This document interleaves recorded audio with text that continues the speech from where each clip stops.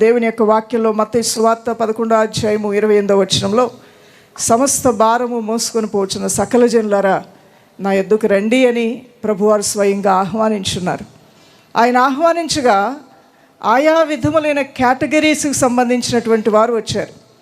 ఒక స్కూల్ మనం ఏర్పాటు చేస్తే ఆ స్కూల్లో ఎల్కేజీ, యూకేజీ నుండి మరి 10th క్లాస్ వరకు కూడా ఆయా విధమైనటువంటి తరగతులకు సంబంధించినటువంటి వారు ఏ విధంగా జాయిన్ అవుతుంటారో, ఒకవేళ ఆ స్కూలు ఎలిమెంటరీ స్కూల్ అయితే ఇది కేవలం ఎల్కేజీ నుండి 5th స్టాండర్డ్ వరకు మాత్రమే అంటే వారు మాత్రమే వెళ్తారు. లేదా ఇది 5th to 10th క్లాస్ వరకు అంటే వారు మాత్రమే వెళ్ళాలి. మరి యేసయ్య దగ్గరకు వచ్చేటువంటి వారు ఎలాంటి వారు రావాలి దైవజనమా? కేవలము రోగులు మాత్రమే రావాలా? కేవలము శోధనలో ఉన్నవారు మాత్రమే రావాలా? లేదంటే సకల జనులని దేవుడు ఆహ్వానిస్తున్నాడు. సమస్త భారము మోసుకొని పోచున్న సకల జనులారా నా యొద్దకు రండి అంటున్నాడు. హల్లెలూయా.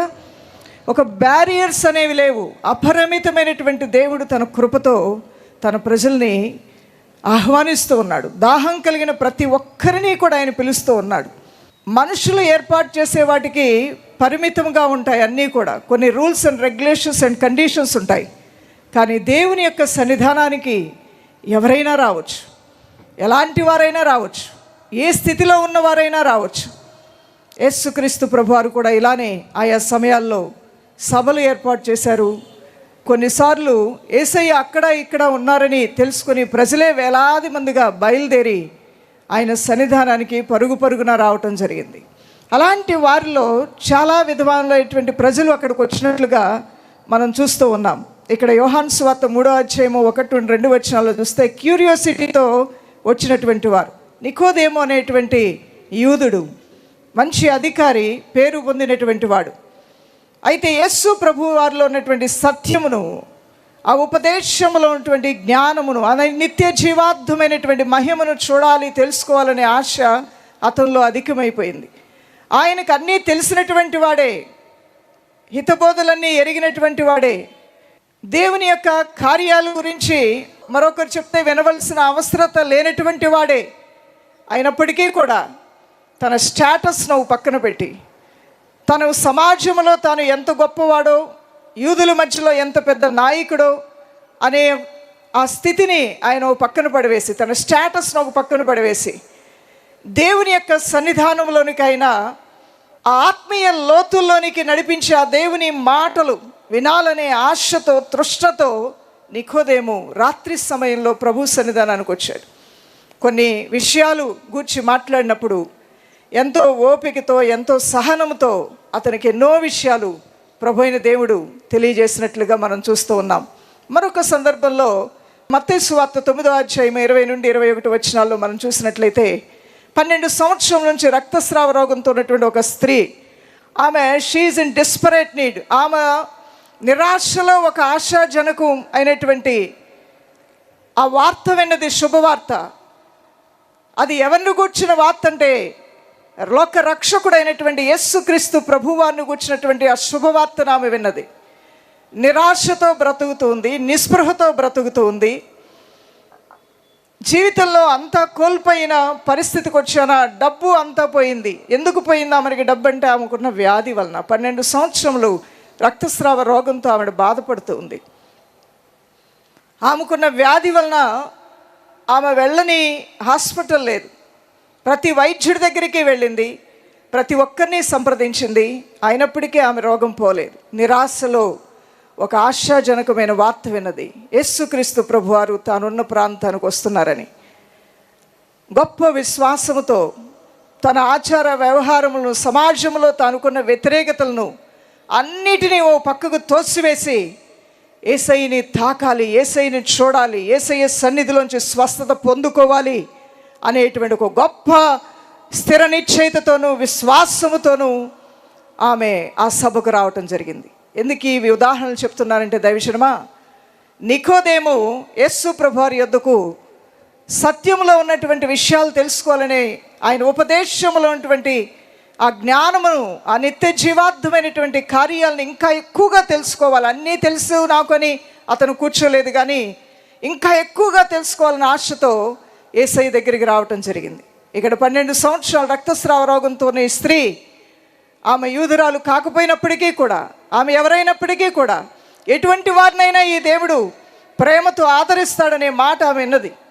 ఎలాంటి స్థితిలో ఉన్న వారినైనా ఈ ప్రభు అయిన దేవుడు కనికరంతో దర్శించి అద్భుతాలు చేస్తాడని విషయాలు ఆమె చెవిలో పడగా ఆతృతతో వచ్చింది. ఎక్కడికి వెళ్తున్నామని ఇంట్లో వాళ్ళు అడిగారు. అక్కడికి మనం వెళ్ళకూడదని మరికొంతమంది అడ్డుకొని ఉంటారు. ఆమె వస్తున్నప్పుడు వేగులు వారిలాగా ఆమెను వెంబడించి యేసయ్య దగ్గరికి వెళ్తుందా, ఎక్కడికి వెళ్తుందో చూద్దాం అసలని వెంబడించిన వారు కూడా అనుమానంతో ఉండుంటారు. వీటన్నిటినీ దాటి పరిగెత్తుకుంటూ వచ్చి యేసయ్య వస్త్రపు చెంగు ఆ సమూహములోనే దూసుకుంటూ వెళ్ళిపోయింది. ఇంత పెద్ద సమూహంలో యేసుని నేను తాకగలనా అని ఆమె ఒక అడుగు ముందుకు వేయకుండా ఉన్నట్లయితే ఆ రోజు అదే స్థితిలో తిరిగి వెళ్ళేదేమో. కానీ విశ్వాసముతో ఒక అడుగు ముందుకు వేయగా దేవుని మహిమ ఆమెలోనికి వచ్చింది. చప్పలు కొడుతూ ప్రభునామానికి మహిమ చెల్లిద్దాం. దైవజనమా, ఎవరు ఎటువంటి స్థితిలో మీరు వచ్చారు, కొన్ని విషయాలు మేము తెలుసుకోవాలి, కొన్ని విషయాలు మేము వినాలి అనే ఆశతో వచ్చిన వారు మీలో కొంతమంది, మీలో మరికొంతమంది వ్యాధితోనూ రోగముతోనూ రుగ్మతతోనూ బంధకాల్లోనూ సంఖ్యలతోనూ బంధించబడి యేసయ్య సన్నిధానానికి నేను వెళ్తున్నాను, నా బ్రతుకు మారిపోవాలి, నా జీవితంలో నూతన కార్యం జరగాలి అని ఒక స్థిర నిశ్చయితతోనూ గొప్ప విశ్వాసంతో వచ్చిన వారు మీలో మరికొంతమంది. ప్రియులారా, మరికొంతమంది ఈ రీతిగా కూడా వచ్చి ఉండొచ్చు. మత్తయి సువార్త 14:13 నుండి 14 మనం చూసినట్లయితే ఆత్మ దాహంతో ఒక గొప్ప సమూహం ఆయన వెంబడించింది. ఆయన మహా అద్భుతాలు ఆశ్చర్యకార్యాలు జరుగుతుండగా ప్రజలు ఆయన వెతకటం ప్రారంభించారు. ఈ విషయాలు ప్రభువారు తెలుసుకొని ఆయన ఒక దగ్గరికి వెళ్ళిపోవాలి ఏకాంతంగా అనుకుని ఆయన బయలుదేరి వెళ్ళారు.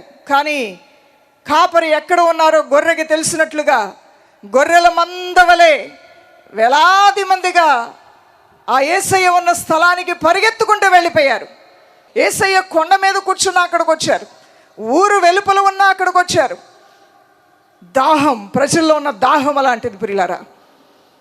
ఓ taste and see that the Lord is good అన్నట్లుగా యెహోవా ఉత్తముడని ఏం చేయాలంటే రుచి చూచి చెప్పాలండి. ఎలా చూసి తెలుసుకోవాలి ఆయన ఉత్తముడని? ఆయన ఉత్తముడని, ఆయన కార్యాలు గొప్పవని, ఆయన నోటి నుంచి వచ్చే వాక్కులు శక్తివంతమైనవని ప్రజలందరూ కూడా మూకుమ్మడిగా కూడా ఆయన సన్నిధికి వచ్చినప్పుడు వారి ఆత్మ దాహాన్ని చూసి, తృష్ణను చూసి ప్రభువైన దేవుడు కనికరంతో కరిగిపోయి పరలోక సంబంధమైన విషయాలతో వారిని తృప్తిపరిచాడు. అంత మాత్రమే కాదు, వారి అవసరాలు, వారి అక్కర్లన్నీ తీర్చి వారిని సమృద్ధిగా దీవించి సంతోషంతో వారు వెళ్ళే విధంగా దేవుడు కృప దయచేశాడు. అలాంటి వారు కూడా మీలో కొంతమంది ఉన్నారు దైవజనమా. మరొక వచనాన్ని మనం గమనించినట్లయితే లూకాసు సువార్త 7:37 నుండి 38 మరొక స్త్రీ ఇక్కడ వస్తూ ఉన్నది, సీకింగ్ ఫర్ ఫర్గివ్నెస్. ఆవిడ దేవుని యొక్క సన్నిధికి ఎందుకు వచ్చిందంటే ఆమె క్షమాపణ కోరుతూ వచ్చింది. ఈ వచనాల్లో చూస్తే పాపాత్మురాలైన ఒక స్త్రీ అని ఉంటుంది. ఆవిడ బిరుదు ఎలా ప్రారంభమైంది, ఆమె టైటిల్ ఎలా ప్రారంభమైందంటే పాపాత్మురాలైన ఒక స్త్రీ. పాపాత్మురాలైన ఒక స్త్రీ. దేవుడు శిక్షిస్తాడేమో, కొడతాడేమో, తిడతాడేమో అనే మాటలో పక్కన పడివేసింది. ఆమె చెవుల్లో కూడా చాలా విన్నది. ఆయన పరిశుద్ధుడు, పరిశుద్ధులకి ఆయన దేవుడు. ఆయన సన్నిధికి వెళ్ళాలంటే మామూలు విషయం కాదు. నీలాంటి వాత వేయబడిన మనస్సాక్షి కలిగిన వారు, ఇన్ని ఘోరమైన తప్పులు చేసిన వారు, పాపాలు చేసిన వాళ్ళని దేవుడు చూడను కూడా చూడ్డు, ఆయన మాట్లాడను కూడా మాట్లాడు. నువ్వెన్ని రకాలుగా ఆయన్ని సంతోషపరచాలని నేను పట్టించుకోడని అవివేక హృదయంతో కొంతమంది ఆమెని గలిబిలి చేయడానికి ప్రయత్నం చేశారు. అయినప్పటికీ కూడా ఒక దృఢ నిశ్చయంతో ఒక గొప్ప తీర్మానం తీసుకొని దేవుని సందుకు వచ్చింది. నీ తీర్మానం ఈ రాత్రి సభకు ఎందుకు వచ్చావనే విషయాన్ని గ్రహించుకోగలిగితే దేవుని సన్నిధిలోంచి జవాబును నువ్వు పొందుకొని వెళ్ళబోతున్నావు యేసు నామములో.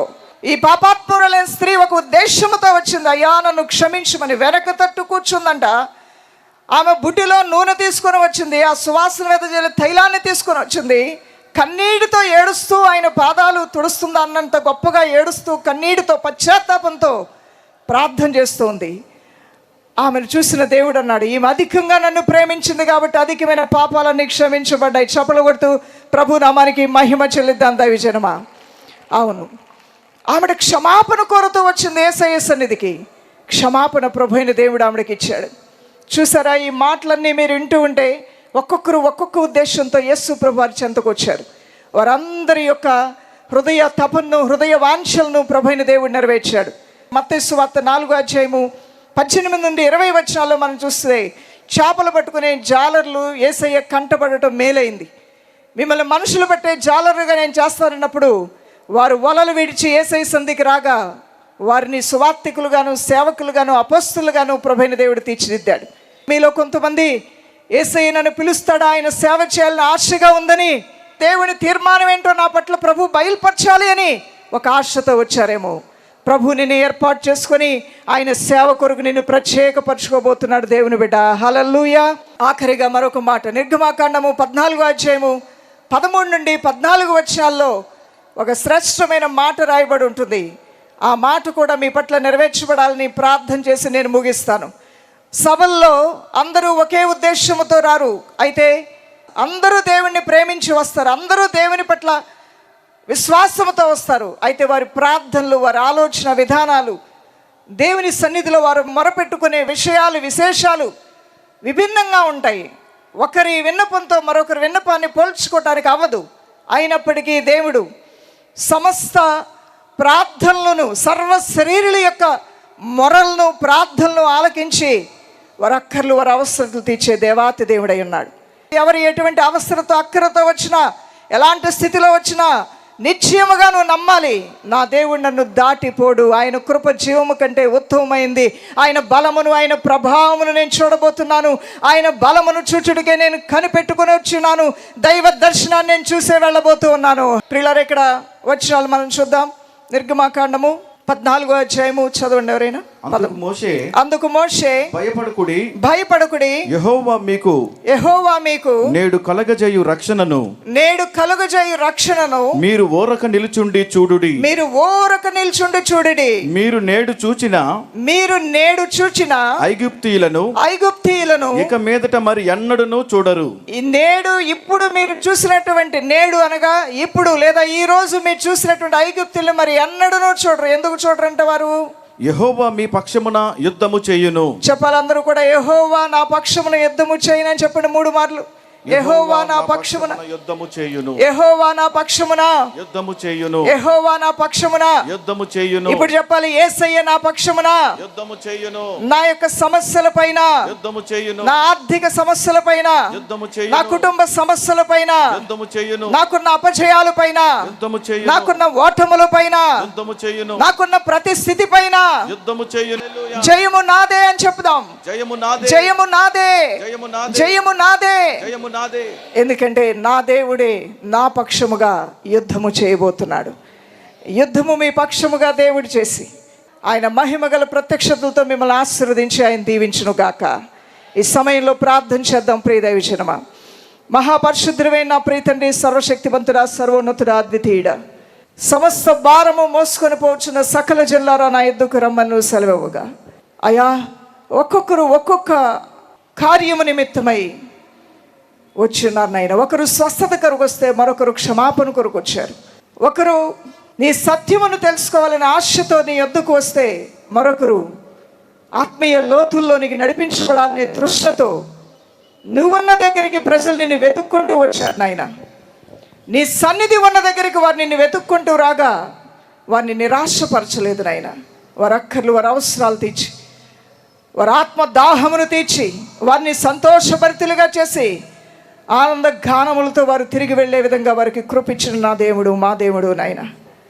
ఈరోజు నీ ప్రజలు నీ సన్నిధిని వెతుకుడికే వచ్చున్నారు, నీ సన్నిధిలో కనిపెట్టుకున్నట్టుకే వచ్చున్నారు. నీ సన్నిధిలో ఉన్న సంపూర్ణ సంతోషముతోనూ స్వస్థతతోనూ ఆశీర్వాదములు పొందుకొని వెళ్ళాలని, మోడుబారిన స్థితి చిగురింపజేయబడాలని, నీ తాకిడి వారు పొందాలని ఆశతో వచ్చినారు రాజా. ఎవరిని నువ్వు దాటి వెళ్ళొద్దయ్యా. ప్రతి ఒక్కరి జీవితాల్లో నూతనమైన నీ ప్రత్యక్షతలు ప్రారంభమవును గాక యేసు నామములో. నీవు సెలవిచ్చిన మాట, మోషే ప్రజలను చూసి భయపడవద్దు, కలవరపడవద్దు. ఈరోజు మీరు చూసిన, నేడు మీరు చూసిన ఐగుప్తీయులు మరి అన్నడూ మీరు చూడరు. ఎందుకనగా మీ పక్షముగా దేవుడే యుద్ధము చేయబోతున్నాడు అని. ఏ సమస్యతో నీ ప్రజలు నీ సన్నిధికి వచ్చినా, అయ్యా నేడు వారు చూసిన శోధన సమస్యల యొక్క జీవితంలో ఎన్నడూ వారు చూడకుండా ఉండదురు గాక. వారి పక్షముగా యుద్ధములు చేయమని, వారి యుద్ధములు మాన్పమని, సమాధానకర్తమైన నీవు వారితో ఉండే కార్యాలు బలపరచమని, మునుపటి దినముల్లో చూచిన కార్యముల కన్నా రాబోచున్న దినముల్లో నూతన వాత్సల్యంతో కూడిన మహిమగల కార్యాలని ప్రజల మధ్యలో విస్తారముగా జరిగించమని, జీవము కంటే ఉత్తమమైన నీ కృపతో నీ ప్రజల్ని తాకమని, సమస్త మహిమ ఘనత ప్రభావములు మీకు ఆరోపిస్తూ క్రీస్తు నామంలో ప్రార్థించి వేడుకొంచున్నాం మా ప్రియ తండ్రి, ఆమేన్. క్రీస్తు యేసు యొక్క సమాధానం మీ హృదయములను ఏలుబడి చేయనుగాక. ఆమేన్.